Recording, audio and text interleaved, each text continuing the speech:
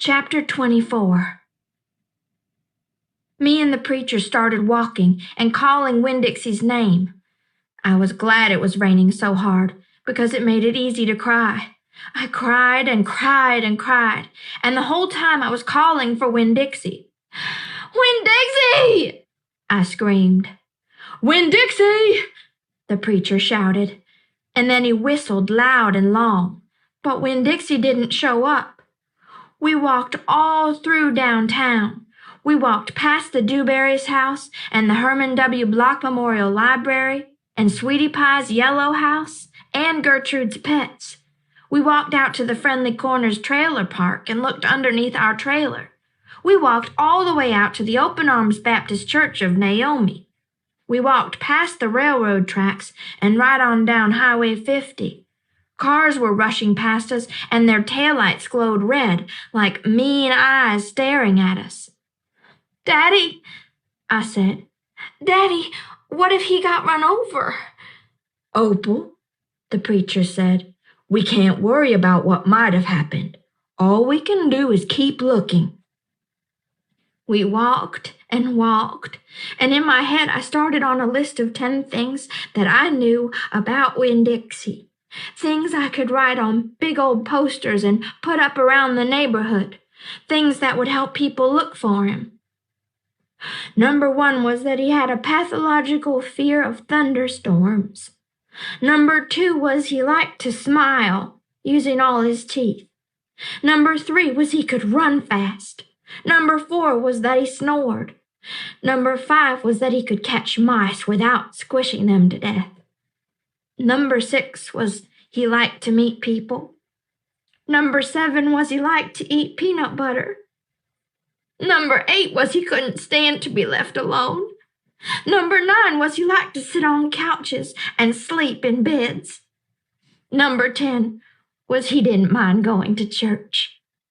I kept on going over and over the list in my head. I memorized it the same way I had memorized the list of 10 things about my mama. I memorized it so if I didn't find him, I would have some part of him to hold on to.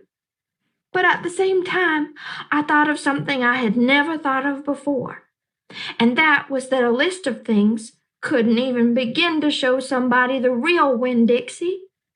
Just like a list of 10 things couldn't ever get me to know my mama. And thinking about that made me cry even more.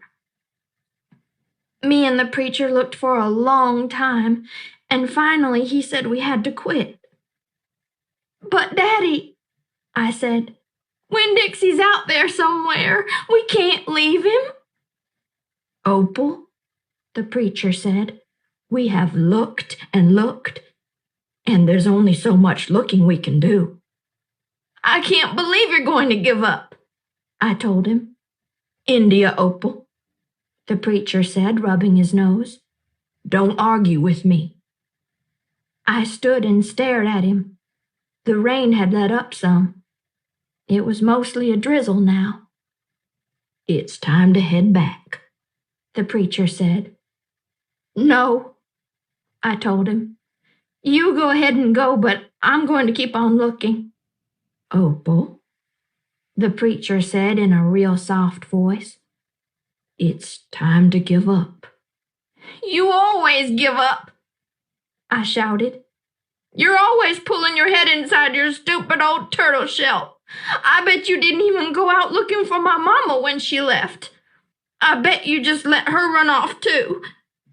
"Baby," the preacher said, "I couldn't stop her. I tried. Don't you think I wanted her to stay too?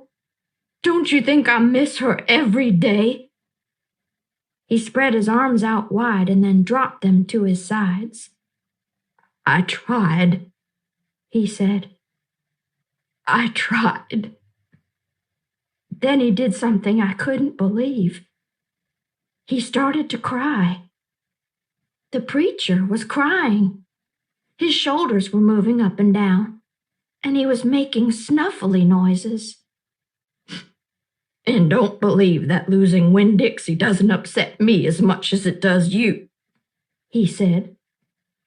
"I love that dog. I love him too. Daddy, I said. I went and wrapped my arms around his waist. He was crying so hard he was shaking. It's all right, I told him. It's okay. Shh. I said to him like he was a scared little kid. Everything will be okay. We stood there hugging and rocking back and forth, and after a while the preacher stopped shaking, and I still held on to him. And I finally got the nerve to ask the question I wanted to ask. Do you think she's ever going to come back? I whispered. No, the preacher said. No, I do not. I've hoped and prayed and dreamed about it for years, but I don't think she'll ever come back. Gloria says that you can't hold on to anything, that you can only love what you've got while you've got it. She's right, the preacher said. Gloria Dump is right. I'm not ready to let Winn-Dixie go, I said. I had forgotten about him for a minute, what with thinking about my mama. We'll keep looking, said the preacher. The two of us will keep looking for him. But do you know what? I just realized something, India Opal.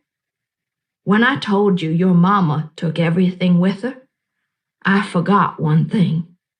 One very important thing that she left behind. What? I asked. You, he said. Thank God your mama left me you. And he hugged me tighter. I'm glad I've got you too, I told him, and I meant it. I took hold of his hand, and we started walking back into town, calling and whistling for Winn-Dixie the whole way. Chapter